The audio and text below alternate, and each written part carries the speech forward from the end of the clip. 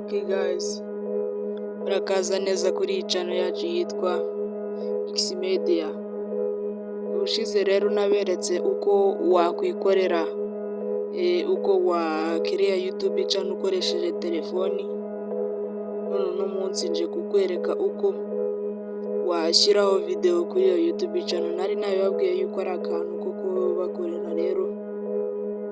Nyuma yo kubereka uko wakora icyo bita YouTube channel.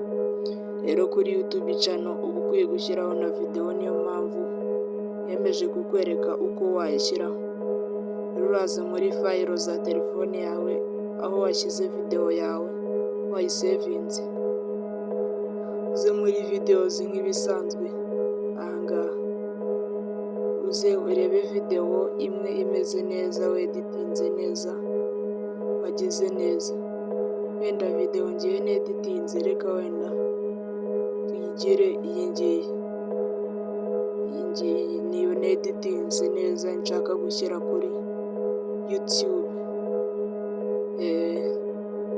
Iyi video rero kugira ngo uyishyire kuri YouTube, reka nkwereke ukuntu ubigenza. Urayibona ni iyi ngiyi neditinze nyine ukoresheje application nababwiye. Video rero ukimara kuyigeraho urayikandaho cyane, haraza akantu ko kuyisharingaho, kuyisiba ndetse no kuyisetinga. Rero wowe urayikandaho cyane, uhita ukanda ku kantu ko gusharinga. Ukigakandaho kuri kariya kantu k'utuntu tumeze ukuntu tubiri twa share, urahita haza application nyinshi zo kuyisharingamo iyi video. Kuko twebwe turihigiramo application ya YouTube niho tugiye kuyisharinga. Ugikanda kuri application ya YouTube, dore ukuntu barahita bazana ya video yawe bayikina. Iraza yikina nyine uko wayeditinze, bakwereka uko itangira ngo bakubaze neza niba ariyo ugiye gushyiraho ku rubuga rwa YouTube. Video dore ngiyo rero, hari ahantu handitse ngo edit into short, handitse next. Rero ahangaha handitse ngo edit into short ntabwo ariho wakanda, ubwo wowe wikandira ahangaha handitse next, kuko kuyeditinga into short ni ukuyigira ka video gatoya nka kariya ko kuri TikTok kamara igihe gitoya. Rero twebwe turashaka kuyishyira muri YouTube ikaza ari video nini nk'uko uri kureba iyi ngiyi. Urakanda next rero, apana edit into short. Numara gukanda next, uraba ugeze kuri iyi page. Iyi page haranditse ngo add details, nyine ni ukongeraho detail, ukeditinga utuntu tumwe na tumwe. Rero guys, ndagira ngo tugendane step by step. Ukeditinga rero tuno tuntu, akantu ka mbere ni aka ngaka ngo title. Nukandika title ya video icyo ushaka kuvugamo izagaragara abantu bayisacinga, kandi ni kano gakaramu kaba kerekana. Ukaba wayikoreraho thumbnail, ahandi ni public, ahandi ni location. Hano ari ukuyihindurira audience. Kano ka mbere rero twabonye ni kano gakaramu ko hejuru, niko ngiye kukubwira icyo kamaze, ukuntu ugiye kukagenza. Urabona kukigakandaho, reba ahantu barahita barakuzana mu mafoto yo muri telefoni yawe. Ahangaha ntabwo ari itegeko kugashyiraho, ariko ni byiza kuri wowe kuko ukafasha video yawe kurebwa, kubera yuko nyine gakurura abantu. Urabanza ukagatunganya neza agafoto nyine k'ibintu bikubiye muri iyo video, uburyo umuntu uri bukabone nyine arahita avuga ati iyi video niyo yanjye.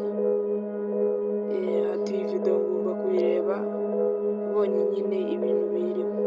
Rero urahita wikandira done, ugafoto ukemeza. Mbibutse ko atari itegeko kugashyiraho, ariko ngiye nkashyizeho ngo make beat on phone without ni 12 minutes.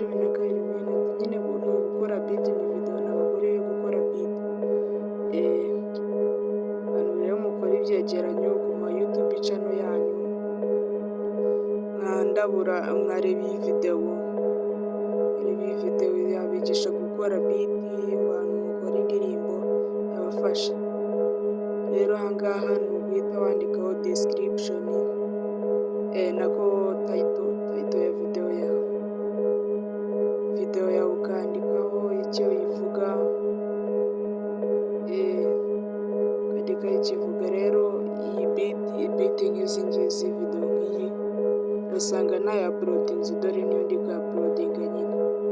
Rero ukwiye kuyireba guys, ukwiye kuyireba, ibintu byo kubona amakopirayiti rwose ntabwo ari ibintu bigukwiriye. Ukora indirimbo cyangwa ibyegeranyo cyangwa utuganiro twa hato na hato, usanga baguhaye kopirayiti bakubuza gukoresha biti y'abandi. Rero wareba iyi videwo ukikorera biti kandi nziza, ujya wumva kuri Xmenya baba bafite biti yabo nyine bakoresha mu biganiro byayo kandi ukumva ni nziza. Rero biti weya ni ikintu cya mbere. Guys, ndagira ngo rero urebe ukuntu bandika description, wandika ibintu umuntu ashobora kugenda agasacinga ku buryo yagwa kuri videwo yawe, ukoresheje amagambo atari munsi y'ijana, kuko iyo wanditse arenze 100 bahita bakubwira yuko ugomba kuyagabanya. Rero ugomba kuwandika amagambo ari munsi y'100. Nanjye nanditseho uko wakora biti ukoresheje telefoni ye, biti yo gushyira mu ndirimbo, mu byegeranyo, nyine mu tuntu nk'utwo ukoresheje telefoni yawe. Rero nawe aka kantu karakureba. Titire rero cyangwa tayito iyo igeze ndende biba nabi, bahita bakwandikira yuko udakwiye kuyigira. Urabona nk'ubu nanjye bise biga umutuku kubera yuko tuno tugambo tw'umutuku bari kumbwira yuko nanditse ibigambo byinshi, rero ngomba kubigabanya. Rero ndagenda nkuramo utunyuguti tutari dukwiriye kujyamo. Ukereya titire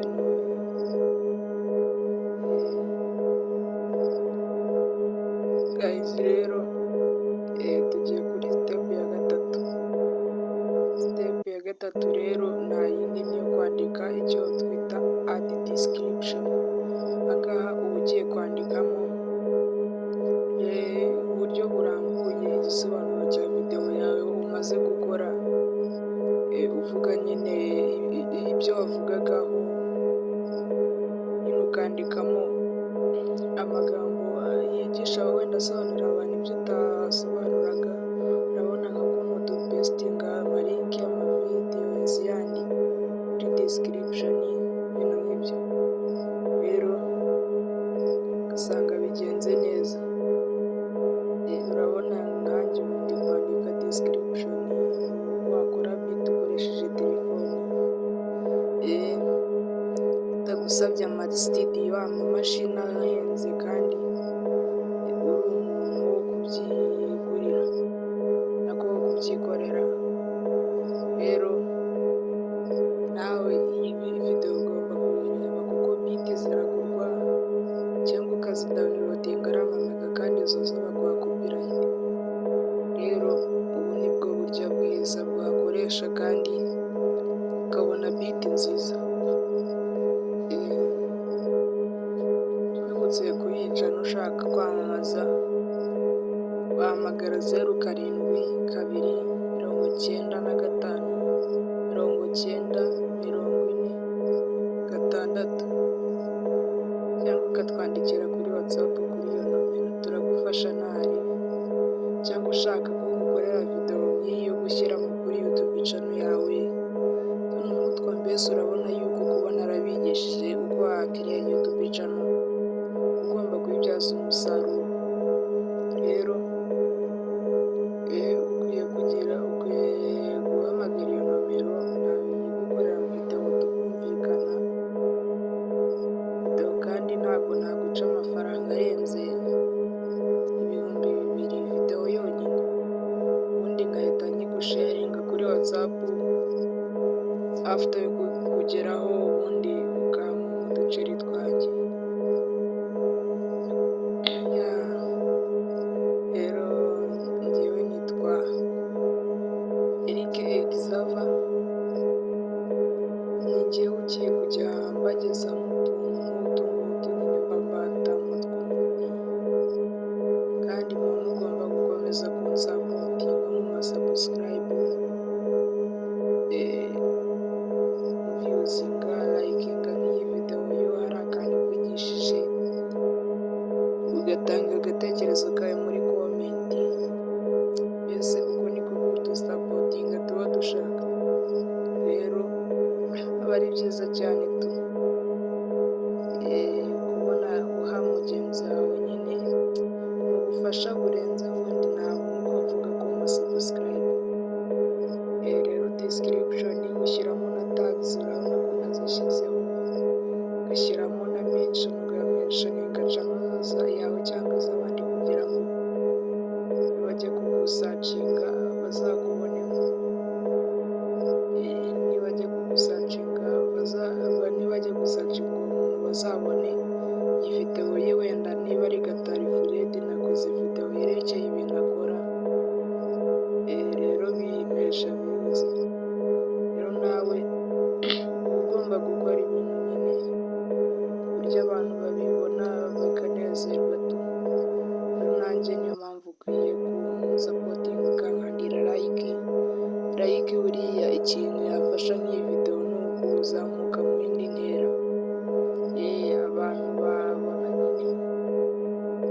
abantu babona nakoze neza nk'iyi videwo nyine nkoze ibikandiye like bihita bigenda, YouTube ikazajya iyimentioninga abandi bantu, rero bikampesha amahirwe yo kubona views cyangwa amafaranga ya YouTube. Akantu ka kangahe rero, ka kane cyangwa ni gatanu, ni akantu ka kane. Akantu ka kane tugezeho ni akantu ko gukora icyo bita set visibility, ni ugusetinga uburyo videwo yawe iri burebwe, niba ari public ushyira ku mugaragaro, set premiere and premiering nka live and unlisted private, hano utanga link nyine, warangiza ukagira watanga link akaba ari bwo videwo yawe bayibona. Rero ushaka kwigira private wabiyikora, abantu bacuzinze akaba aribo baza kubona iyo videwo, ubundi unlisted ho kugira ngo videwo yawe nabwo ize kurebwa n'umuntu ufite link wenyine, naho premiere yo iza gupremieringa ikaza kuba nyine icyo twita scheduled, igihe nyine bumarira live ku buryo n'abasubscribers bawe bashobora kuyibona live, bakayibona nk'aho videwo ari live kandi videwo itakiriho, bakazajya batanga comment nka live. Rero njyewe nyishyize public ariko wowe urahitamo akakoroheye. Akantu ka gatanu rero tugiyeho nako nta kandi katari akangaka bita location. Location rero uragenda ugasacingamo ahantu ushaka ko videwo yawe iza kugaragarira, ushaka ko iboneka Kigali, niba ari Rusiya, niba ari Rwanda, ari Burundi, videwo yawe nyine ahantu nyine location uyikoreye nyine ku buryo iza kuyibonera kigiye kize mu Rwanda. Urabona videwo ukuntu twayishyizeho detaye zose uko bikwiriye. Rero iyo usoje ibintu byose uhita wikandira hejuru handitse next, ukigera kuri next hari utuntu bahita baguha hano, select audience rero ni ukuvuga ngo yes, ngo iyi videwo ikwiriye abana, ngo ubundi iyi videwo ntikwiriye abana. Naba ari videwo ukoreye abana cyangwa udakoreye abana, hari igihe ukora videwo nyine z'ibintu abana badakwiriye kureba, ugashyiraho ko bidakwiriye kurebwa n'abana,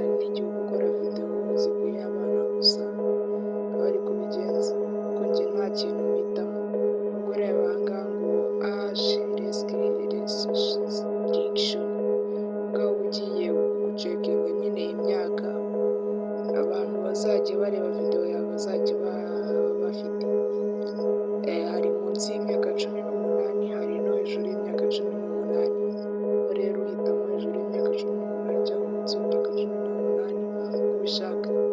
Ibyo byose rero iyo ubisoje wumva ari izo detaye zonyine washyira kuri video yawe, kandi aho ngaho handitse upload now hano hasi gutya, upload now. Urabona yuko kuri YouTube ihita itangira kwipreparinga muri video zawe ufite, igatangira kwiuploadingaho. Urabona nk'ubu igeze kuri 0, agakomeza gutera kugeza ubwo iri bugere 100%. Guys, rero urabona buno nibwo buryo bwiza bwo kuuploadinga video kuri YouTube ukoresheje telefoni yawe.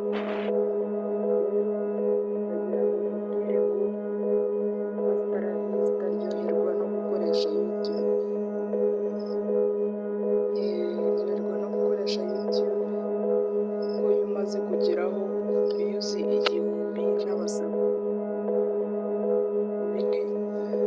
n'abasubscribers 1000, utangira guhembwa, ugatangira kurya ifaranga.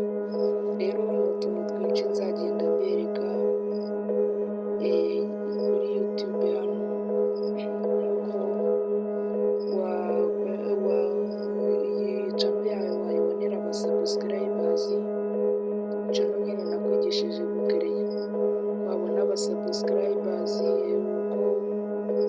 byinshi ni byinshi. Abasubscribers kandi umuntu atarabagura ko wabona views cyangwa watch time mu masaha nyine video zawe zigomba kuba zarebwe, kuko iyo wujuje 4000 urabihemberwa. Rero ni byinshi, dore ni channel ya X Media.